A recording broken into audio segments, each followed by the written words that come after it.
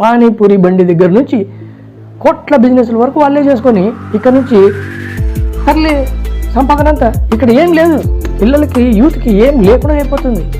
ఇలాంటివన్నీ కారణాలు అవుతున్నాయి. వాళ్ళు తప్పనడం లేదు.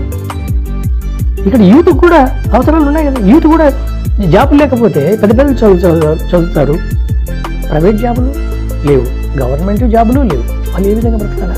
ఏవో చిన్న చిన్న బిజినెస్లు చేసుకుందామంటే వీళ్ళే వచ్చి ఆ బిజినెస్లు కూడా పెద్ద బిజినెస్ వాళ్ళవి, చిన్న బిజినెస్ వాళ్ళవి, మొత్తం ఇదంతా. ఇక్కడ యూత్ కూడా వాళ్ళని ఆలోచన చేయాలి కదా. కాబట్టి ఎవరు రాష్ట్రాల్లో వాళ్ళు నివసించడానికి ప్రయత్నం చేయడం కాదు, నివసించడానికి మీకు అక్కడ సంస్కృతి అక్కడ మీకు అలవాటు అయిపోతుంది. వేరే ఎంతమంది వచ్చి బతుకుతారు? ఏదో కొంత మొత్తంలో.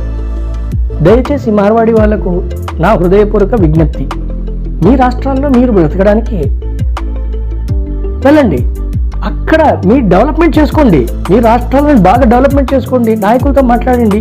ఇక్కడ మా వాళ్ళంతా ఇక్కడ పోయి జీవిస్తున్నారు, ఎన్నో కష్టాలు పడుతున్నారని.